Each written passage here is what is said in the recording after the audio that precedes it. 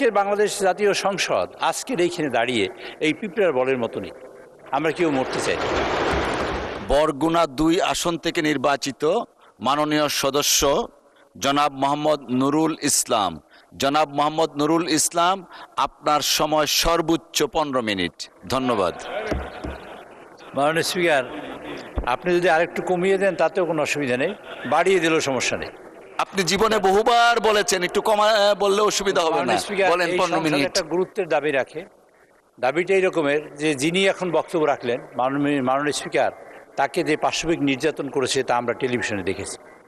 আমার পাশে বসে আছেন পিন্টু সাহেব, ফাঁসির কাজটা আসামি। আমার পাশে ওইখানে সামনে বসে আছেন আমাদের বন্ধুবর লুৎফুজ্জামান বাবর, ফাঁসির কাজটা আসামি। আমার সামনে আছেন এটিম আজহারুল ইসলাম, ফাঁসির কাজটা আসামি। আমার সামনে আছেন ওইখানে আরমান সাহেব, উনি ছিলেন আয়নাঘরের একজন যোদ্ধা। আর এইখানে যারা দেখেন যত মানুষ এইখানে আছেন, যত সদস্য এখানে আছেন এবং সামনে এবং পিছনে জেল খাটে নাই, মামলা শিকার হয় না এমন কোনো মানুষ এখানে এই সংসদে আসে নাই। মাননীয় স্পিকার,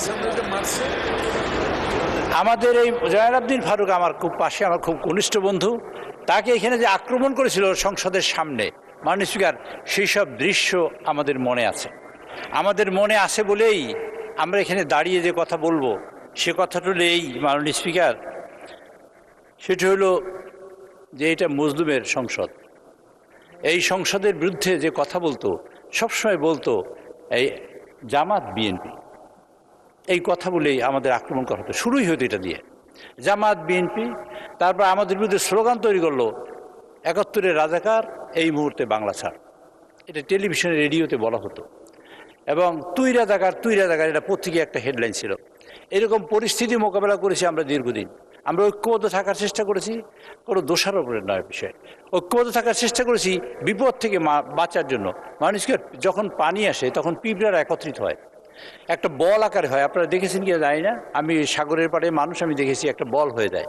তা নিচে যে পিঁপড়াটা পড়ে সেইটা আবার উপরে উঠে, উপরের পিঁপড়াটা নিচে যায়। এরকম তারা শ্বাস করতে করতে বেঁচে থাকে, একটা বলের মতন। তারা কেউই মারা যায় না, সবাই বেঁচে থাকে। আমি মনে করি আজকের বাংলাদেশ জাতীয় সংসদ আজকের এইখানে দাঁড়িয়ে এই পিঁপড়ার বলের মতনই আমরা কেউ মরতে চাই। আমরা বাঁচতে চাই সবাই মিলে, আমরা বাঁচতে চাই দেশটাকে নিয়ে, আমরা দেশটাকে বাঁচিয়ে তারপর আমরা বাঁচতে চাই। সেই দায়িত্ব নিয়েই আমরা এখানে বসেছি। আমি আমাদের বিরোধী দলের অনেক বন্ধুদের কথা শুনেছি, বিরোধী দলীয় নেতা এবং উপনেতার কথা শুনবো। মাননীয় স্পিকার, আমি শুরু করতে চাই এমন করে যে আমাদের নেতা জনাব তারেক রহমান সংসদে দাঁড়িয়ে প্রথম অধিবেশনে যে কথা বলেছিলেন তার একটি লাইন উদ্ধৃত করতে চাই। আমি বিরোধী দলের নেতার কথা উদ্ধৃত করব। সেটি হলো, আমি বিশ্বাস করি আমাদের দল মত কিংবা কর্মসূচি ভিন্ন হতে পারে, কিন্তু তাদের দায়মুক্ত, ফ্যাসিবাদ মুক্ত, স্বাধীন, সার্বভৌম, নিরাপদ এবং স্বাবলম্বী মানবিক একটি বাংলাদেশ প্রতিষ্ঠায় আমাদের মধ্যে কোনো বিরোধ থাকবে না, থাকতে পারে না, আমাদের নেতা বলেছেন। একই সঙ্গে বিরোধী নেতার আমি একটি উক্তি বিবৃত করতে চাই। মাননীয় স্পিকার, সময় আমার কম দিলে অসুবিধা নেই। মাননীয় স্পিকার, আমি চিফ হুইপ, আমার তো অসুবিধা আছে অনেক।